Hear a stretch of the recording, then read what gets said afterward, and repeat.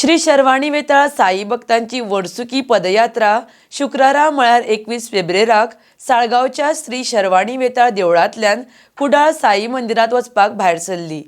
हे ह्या पदयात्रेचे 8वें वर्स आसा। 78 किलोमीटर पदयात्रा हे साई भक्त दर वर्सा भावार्थान आनी उमेदीन पुराय करतात। 23 फेब्रेराक ही पदयात्रा कुडाळ साई मंदिरात पावतली। RDX Goa bureau report.